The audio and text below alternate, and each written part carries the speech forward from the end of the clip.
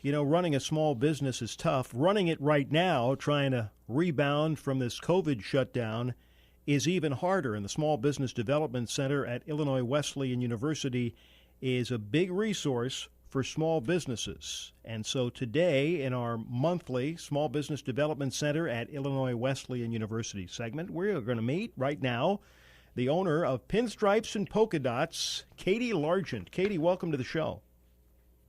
Thanks, Mark. Thanks for having me today. Tell me about your business. It's family oriented. It's child and parenting oriented. In what respect? Yes. So Pinstripes and Polkadots is Central Illinois' natural parenting shop, and we have specialized in cloth diapers and baby wearing since 2002. So we're not new to the game, and we're not selling your grandma's cloth diapers. Yeah, you've been around for a long time, but you, as the owner of Pinstripes and Polkadots, this is only your fourth year, so you had to learn on the fly. It was already an established business. What made you decide to buy the business and get into that line of customer service? Sure, yes. I cannot claim any fame for founding this incredible business. Truly, Sarah Geshikowski, who, again, this business has remained in Bloomington for almost 20 years, started it. She was ahead of her time when cloth diapering was really unavailable in big box stores. And she sold the business to another Bloomington resident, Krista Cardona. I'll shout her out, in 2010. And that's kind of where I pick up on my journey of meeting her, visiting her small shop, which was in-home at the time, sitting for a cloth diapering 101 class, reaching out to her as a resource for cloth diapering my babies. And so in 2017, when she kind of shared that things were changing in her life and she was interested in selling, I kind of thought to myself, this service in this community has just been really monumental in helping our family out in that world of cloth diapering and encouraging us in the natural parenting choices and lifestyle. I just can't see it close. So I took a little leap of faith, and without a business background, I am a former educator with Bloomington Public Schools, and I bought it in 2018 just to truly see everything maintained. I brought it to a small brick-and-mortar space and really have enjoyed the interactions with families, sharing cloth diapering, the knowledge. Every month there's a class that's free for families to come and visit and learn more about that lifestyle change and choice. So it's been exciting, and COVID was interesting, a little wrench in the system, but I think we're doing okay right now. What's the demand for cloth diapers? Because now, I come from a generation where it was almost across the board cloth diapers, and, disposable diapers were maybe just starting. Yeah. Maybe they were just being created at that time. Now it seems like the large percentage of people do the disposable diapers.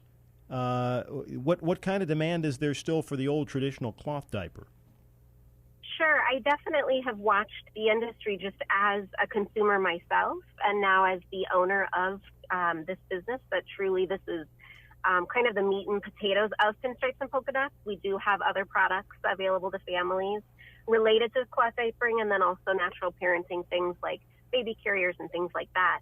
But in terms of the cloth diapering and the demand, you've definitely watched the ebb and flow, the trends kind of come and go from it being a very underground little niche of a market that kind of has its population that it caters to.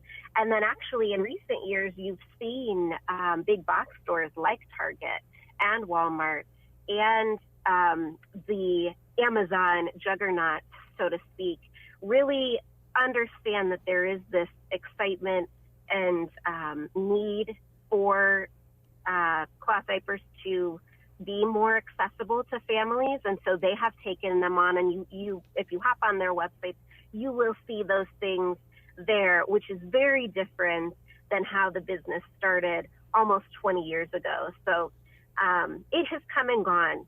But I do think that there is a large population of families, specifically just even in this new generation, who want to return to a more natural, intentional approach with their own babies and their families. And more and more information is shared every year just about, environmental issues and the truth behind what happens with those plastic paper diapers when they sit in a landfill. And the truth is not pretty.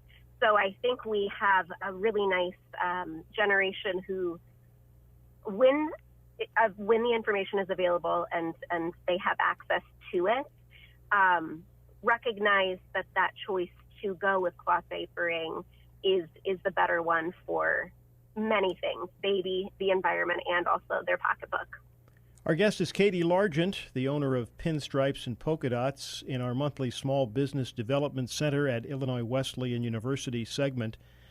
We've got about a minute left before we have to take a break because I want to leave some time for the director of the SBDC, Karen Bassoni, to give us her small business tip of the month and tell us about as many upcoming events as possible. So I'll ask you this. Since you dived into this in 2018 after the business had been around for 16 years, what was it that the SBDC offered for you that has helped you over these past few years? Absolutely. When I bought in 2018, I did have certain social media accounts, but I was not up to date on how things had changed. And so they were pivotal in getting me a plan in place, a strategy to implement that connected me with the people that I needed to connect with, both on Facebook and Instagram, through email marketing. And that was huge, and it has remained during this kind of COVID, very odd time. If I didn't have those things in place, I honestly don't know how I would have been able to connect with the people that I needed to connect with. So I've been super grateful to them. All right, the website, pinstripesandpolkadots.com, and you can email Katie if you have any questions or you'd like to find out more about Pinstripes and Polkadots at Katie, Katie, at pinstripesandpolkadots.com. Katie, thanks for being on the show. Thanks again, Mark. All right, that's Katie Largent, the owner of Pinstripes and Polkadots. And in just a minute, we'll get together with the director of the SBDC, Karen Bassoni. She's got her small business tip of the month and some upcoming events that may be of interest to small businesses and small business owners on WJBC. AM 1230 WJBC. Mark Strauss with you this afternoon in our Small Business Development Center at Illinois Wesleyan University segment. Joining us on the telephone is the director of the SBDC, Karen Bassoni. Hi, Karen. How are you? Hi, Mark. I'm doing well, and yourself? I'm doing okay. Always glad to talk with you, and I had a nice chat with Katie Largent, the owner of Pinstripes and Polkadots, a few minutes ago. Yes.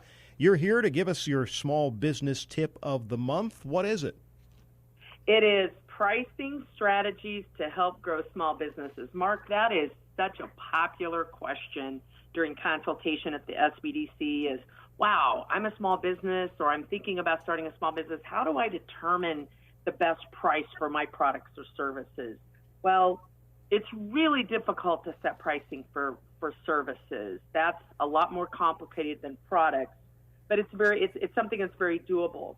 So I've got some strategies to help small business owners consider to get the best pricing for their products and services. Number one, understand the market price. This needs to be done by the small business by researching market trends that's within their respective industry. They also need to research market demographics as well as understand supply and demand. The SBDC has also helped small businesses that become our clients with that research as well. A second strategy is looking at your cost of goods sold. You've got to calculate the direct cost of producing or delivering products and services. You got to include things like the cost of your materials, utility costs, equipment costs, shipping costs, and labor. Those are all very important. So make sure that you look at all the costs involved and you label that as your cost of goods sold. Research the average markup for your respective industry, and then current market prices as well. Extremely important. And the third strategy, take a look at what your competitor pricing is. You got to determine how your competitors' products and services compare to yours.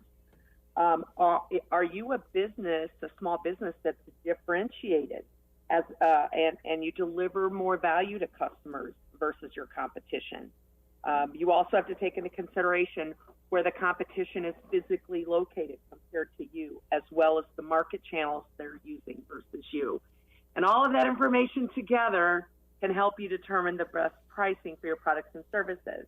And you're welcome to contact the SBDC, and we'll help you with that. All right, that's a lot of homework, and the SBDC can help you to do that. All right, let's talk a little bit about some of the helpful events. They're all webinars this month that small businesses can participate in and make themselves better, grow, whatever their goal happens to be. Tell us about those. I will, Mark. Thank you.